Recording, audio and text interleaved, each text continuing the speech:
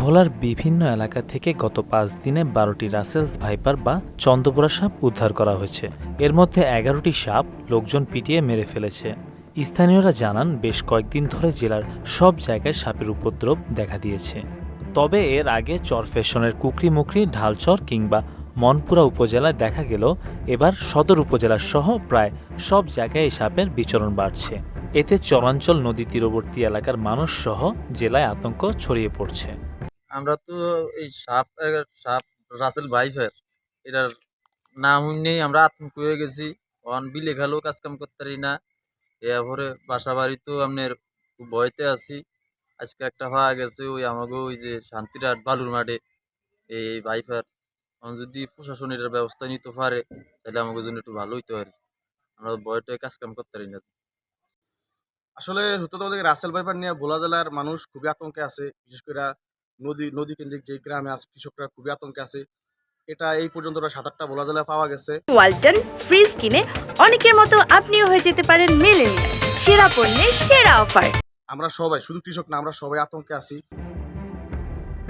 ২০ June বৃহস্পতিবার সকালে সদর উপজেলার শিবপুর চায়না ইপিজেড বালুর মাঠে একটি, তজুমুদ্দিন উপজেলার সোনাপুরের ২ নম্বর ওয়ার্ড কাছারি বাড়ির সামনে একটি এবং বোরহানুদ্দিন উপজেলার টবগী ইউনিয়নের জসিম হাওলাদারের বাড়িতে একটি রাসেলস ভাইপার পাওয়া যায়।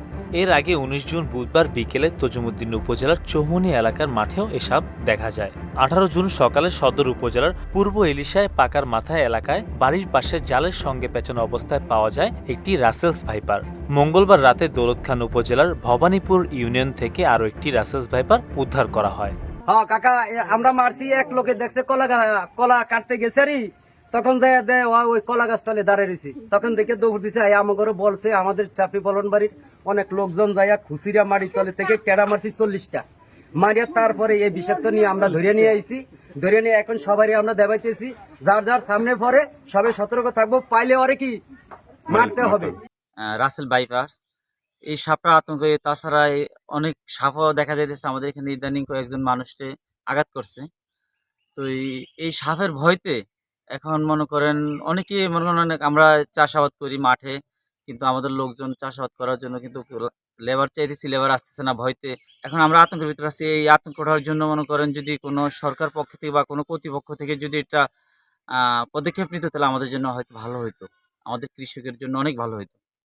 ১৬ জুন রবিবার লালমোহন উপজেলার সৈয়দাবাদ এলাকায় একটি বাড়ির শৌচাগারও সাপটির দেখা মিলে। এছাড়া বিচ্ছিন্ন দ্বীপ উপজেলা, মনপুরা ও সাগর উপকূল উপজেলা, চরফ্যাশনের বিভিন্ন ইউনিয়নে আরও ৫টি রাসেলস ভাইপার দেখা যায়। পরে স্থানীয়রা আতঙ্কিত হয়ে সাপগুলোকে পিটিয়ে মেরে ফেলে। এর মধ্যে পাওয়া তজুমুদ্দিন উপজেলার একটি সাপ বন বিভাগের তত্ত্বাবধানে রয়েছে। জানেন যে সাম্প্রতিক সময় আমাদের উপকূলীয় অঞ্চলে রাসেল ভাইপার নামে একটা সাপের বেশ উৎপাত দেখা যাচ্ছে বা বিচরণ দেখা যাচ্ছে। আসলে আপনারা জানেন যে কিছুদিন আগে এটা ঘূর্ণিঝড় রিমাল প্রচণ্ডভাবে আমাদের উপকূলে আঘাত করছে এবং সেই কারণে নিম্নাঞ্চল প্লাবিত হয়েছে।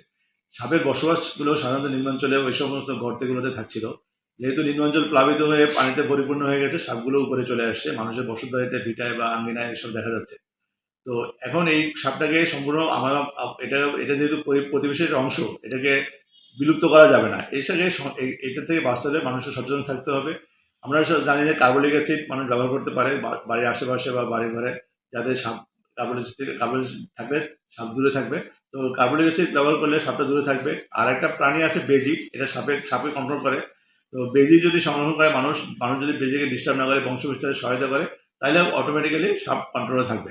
আর নির্দিষ্ট সময় পরে যখন বর্ষার মৌসুম শেষ হয়ে যাবে, শীতকাল আসবে, সাপ তো তার নিজস্ব গর্তে বা নিজস্ব বাসস্থানে ফিরে যাবে। তো এইভাবে যদি মানুষ সচেতন থাকে, সতর্ক থাকে, তাহলে রাসেল ভাইপার নিয়ে আতঙ্কিত হওয়ার কোনো কারণ নেই। এলাকায় রাসেলস ভাইপারের দেখা মিললে সাপগুলোকে না মেরে বন বিভাগের কর্মকর্তাদের জানানোর জন্য অনুরোধ জানানো হয়েছে। মেহেদী হাসান, মোহনা ডিজিটাল।